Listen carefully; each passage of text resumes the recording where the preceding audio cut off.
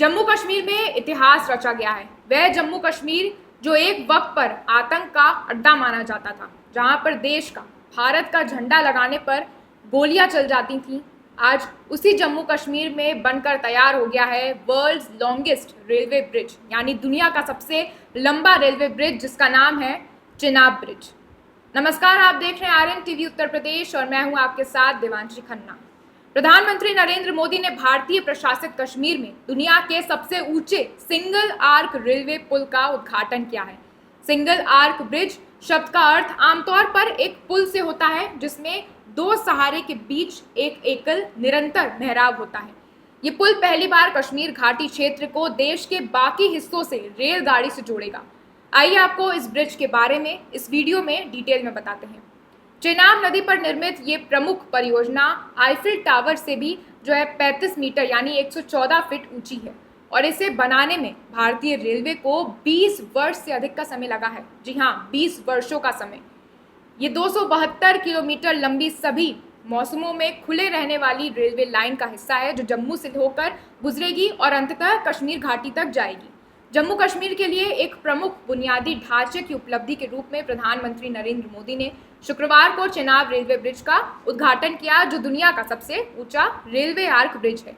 Engineering का ये चमत्कार उधमपुर श्रीनगर बारामूला रेल लिंक परियोजना का एक महत्वपूर्ण हिस्सा है और अब कश्मीर घाटी को रेल के माध्यम से अन्य भारत से जोड़ता है।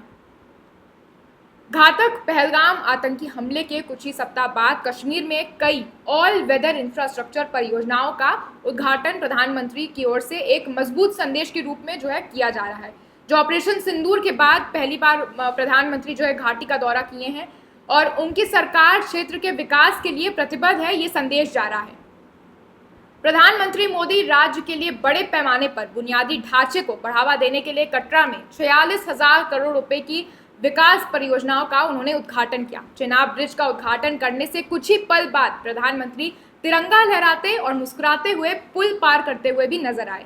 इस अवसर पर उनके साथ रेल मंत्री अश्विनी वैष्णव, जम्मू कश्मीर के उपराज्यपाल मनोज सिन्हा और पूर्व मुख्यमंत्री उमर अब्दुल्ला भी मौजूद थे। ये दर्शाता है और आतंक के उन आकाओं को संदेश भी देता है कि तुम्हारे धमकियों से जम्मू कश्मीर का विकास रुकेगा नहीं। ये ब्रिज शक्तिशाली भूकंपों को झेलने के लिए डिजाइन किए गए इस पुल में उन्नत सुरक्षा विशेषताएं भी शामिल हैं, जिसमें सहायक खंभा क्षतिग्रस्त होने पर भी रेलगाड़ियां धीमी गति से चलती रहेंगी। प्रधानमंत्री को संग्रहालय में इंजीनियरों और श्रमिकों के साथ बातचीत करते हुए भी देखा गया।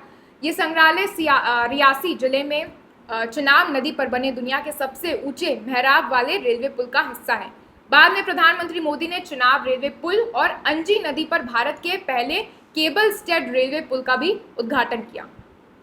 प्रधानमंत्री के उद्घाटन के साथ शनिवार 7 जून से इन दोनों ही ब्रिज पर वंदे भारत ट्रेनों की वाणिज्य की यात्रा भी शुरू हो गई है।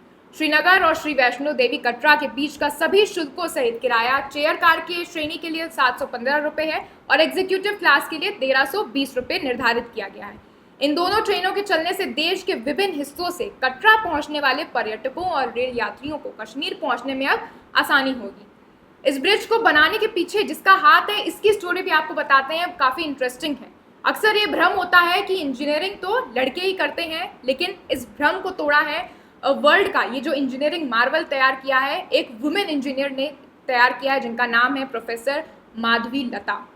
डॉक्टर जी माधवी लता एक प्रतिष्ठित सिविल इंजीनियर और शिक्षाविद हैं जो वर्तमान में भारतीय विज्ञान संस्थान बेंगलुरु में उच्च प्रशासनिक ग्रेड प्रोफेसर के रूप में कार्यरत हैं। वे IISc में सतत प्रौद्योगिकी केंद्र में अध्यक्ष का भी पद संभालती हैं। IISc के प्रोफेसर माधवी ने, आपको बता दें, चेनाब परियोजना को मूर्त रूप देने में उसकी मदद करने के लिए 2005 से यानी 17 साल तक उन्होंने अपना समय इस ब्रिज को बनाने में दिया है।